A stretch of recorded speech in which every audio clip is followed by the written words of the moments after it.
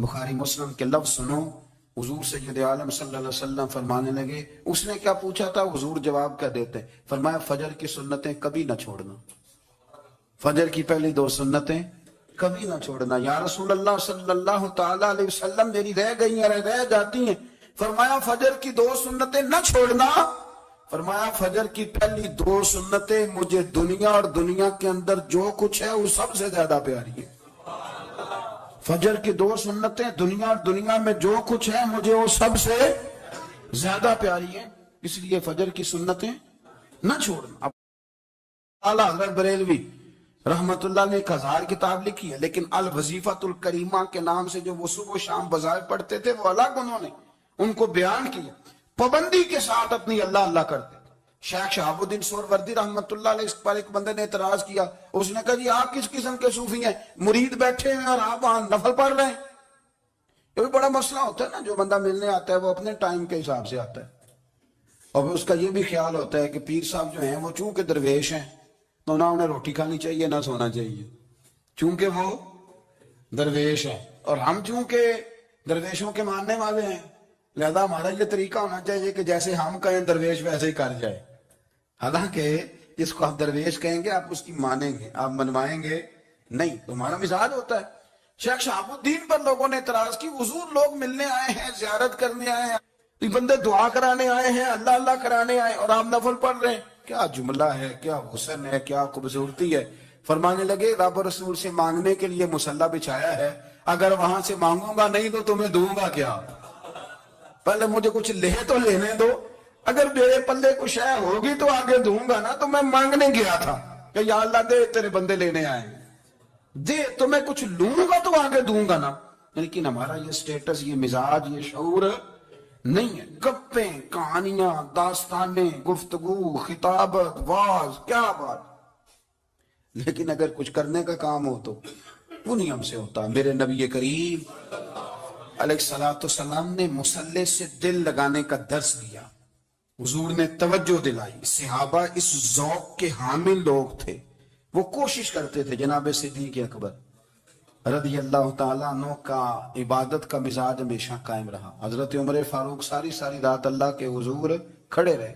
حضرت عثمان غنی رضی اللہ تعالیٰ عنہ عشاء کی نماز پڑھ کے 2 رکعتوں کی نیت باندھتے تھے، 15 سپارے پہلی رکعت میں پڑھ دیتے تھے اور 15 سپارے قرآن مجید کے دوسری رکعت میں پڑھ دیتے۔ آپ نے نا حضرت عمر فاروق کے وصال کے بعد ان کی ایک بیوہ سے نکاح کیا،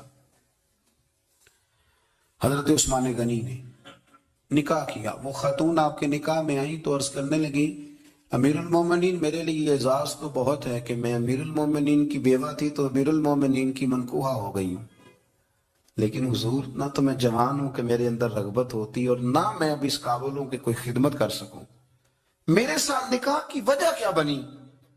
تو عثمان غنی رو پڑے، فرمانے لگے میں نے عمر فاروق کو مسجد میں اپنے رب سے ڈرتے ہوئے دیکھا ہے، میں نے اسے روتے ہوئے دیکھا ہے، عدل کرتے دیکھا ہے، انصاف کرتے دیکھا ہے، امت کی خیر خواہی کرتے دیکھا۔ تمہارے ساتھ نکاح اس لیے کیا ہے کہ تم مجھے یہ بتاؤ کہ عمر فاروق گھر کے اندر اپنے رب کو کیسے راضی کرتے، گھر کے اندر کیسے راضی کرتے تھے، وہ طریقے بتلاؤ، تم بتاتی جانا اور میں بھی اسی طرح گھر میں عبادت کروں۔ میرے رسول کریم علیہ السلام نے ارشاد فرمایا، حضور فرمانے لگے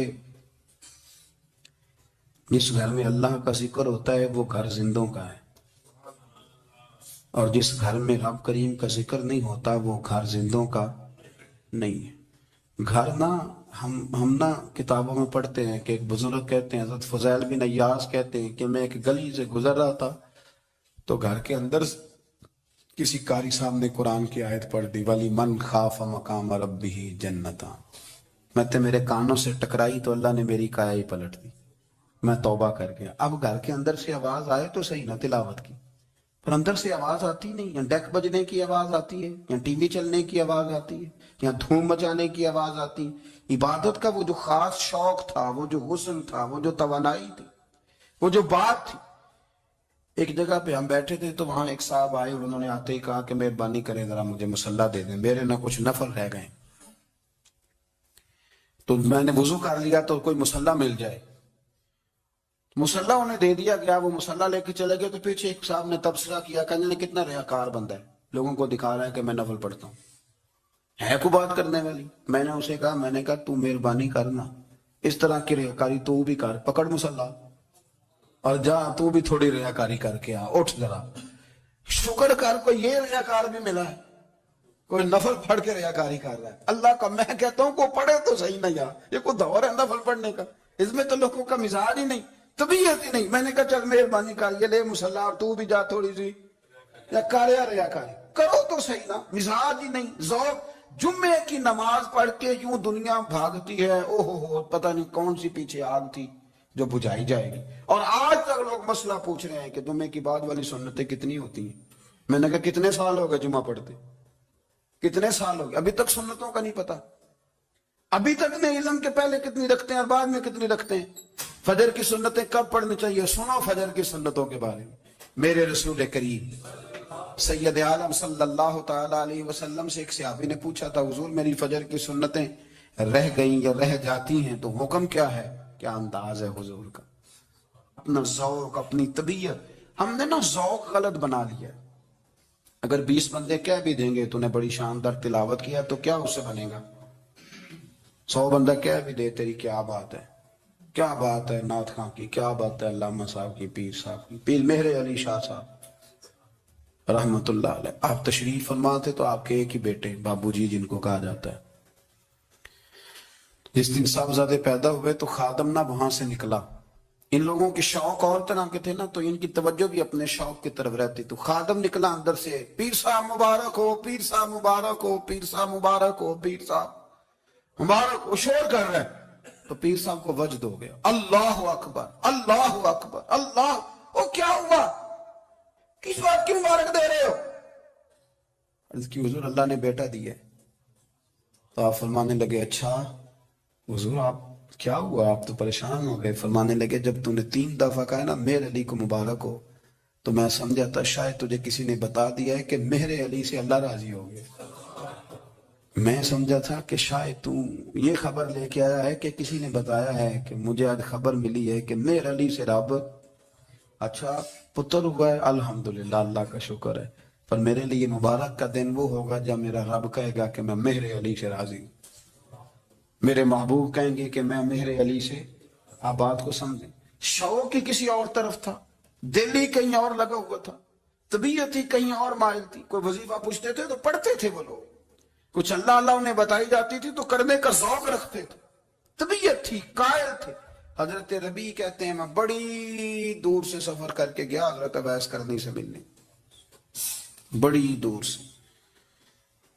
اور جب میں پہنچا تو فجر کا وقت تھا, تو حضرت اویس کرنی کو میں نے پا لیا. تو وہ نماز پڑھ کے نا قرآن شریف لے کے بیٹھ گئے.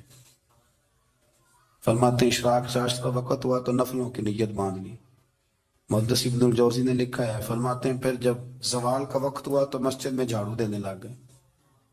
ظہر کی نماز پڑھ کے تو عصر کی تیاری تک وہ مسجد میں بیٹھے رہے.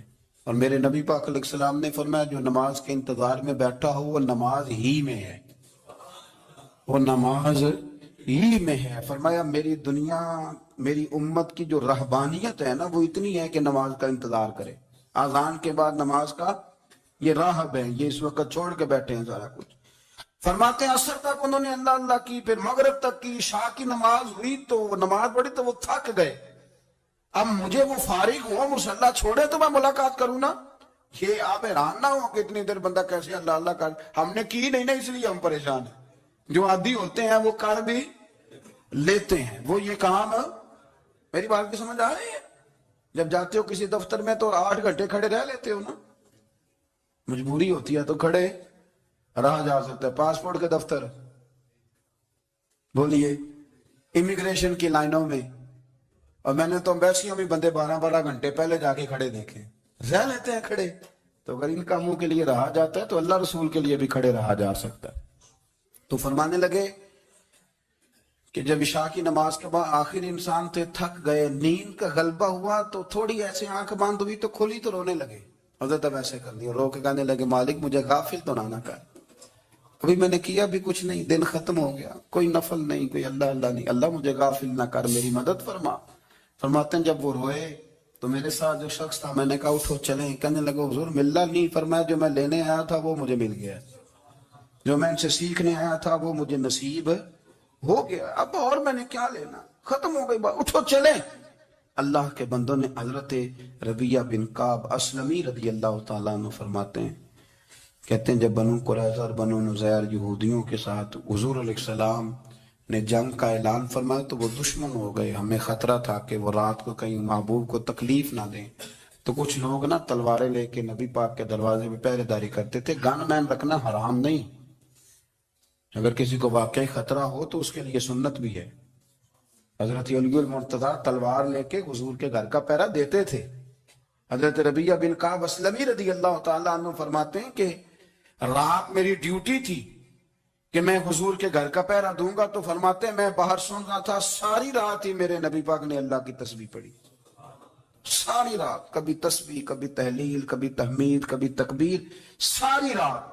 فرماتے ہیں ساری رات حضور پڑھتے رہے اور ساری رات ہی میں سنتا رہا، مجھے اونگ آ گئی، میری آنکھ لگ گئی، حضور ابھی پڑھ رہے تھے، میں تھک کے سو گیا، اور فرماتے ہیں جب میری آنکھ دوبارہ سے کھلی تو میرے کانوں میں پھر کوئی چیز گونجی، تو میں نے کان لگایا تو میرے حبیب ابھی بھی اللہ کو یاد کر رہے۔ ساری رات حضور رب کی عبادت کرتے، اسی لیے تو کہا یا ایھا المزمل قم اللیل الا قلیلا، حبیب ساری رات تو نہ جاگا کر، تھوڑا آرام بھی کر لیا کر۔ میرے بھائی اپنا مصلی، اپنی عبادات، اپنے وظائف، اللہ اللہ جو آپ نے کسی سے سیکھی ہے اس کو کبھی کمزور نہ ہونے دیں۔ شجرہ شریف جو کسی بزرگ سے آپ لے لیتے ہیں تو کیا رسم ہے کوئی؟ اس پہ کچھ لکھا ہوتا ہے، وہ پڑھنے کے لیے دیا جاتا ہے، اس پہ لکھا ہوتا ہے کہ یہ اللہ اللہ آپ نے کرنی ہے۔ ساری زندگی کسی اسکول میں داخل ہو گئے اور وہاں جا کے آپ نصاب ہی نہ پڑھیں، کتاب ہی نہ کھولیں تو پاس ہو جائیں گے؟ وہ کہتے ہیں میں 20 سال جاتا رہا ملا کچھ نہیں، تو آپ نے لیا کیا ہے؟ ایک اتنی سی کتاب تھی، اس کو تو کھول کے آپ دیکھ نہیں سکے، اس کے وظائف تک تو رسائی نہ ہوئی، اس لیے کہ اللہ اللہ کرنا مشکل ہے اور تصویر کھچانا یہ آسان کام ہے۔ تو جو آسان ہے اس طرف ہماری توجہ لگی رہتی ہے اور جو مشکل ہے اس طرف ہم ذوق پیدا نہیں کرتے۔ یا ایھا الناس اعبدوا ربکم الذی خلقکم والذین من قبلکم لعلکم تتقون، اے لوگوں اس رب کی عبادت کرو جس نے تمہیں پیدا کیا اور تم سے پہلوں کو پیدا کیا، اس لیے عبادت کرو کہ تم پرہیزگار ہو جاؤ گے۔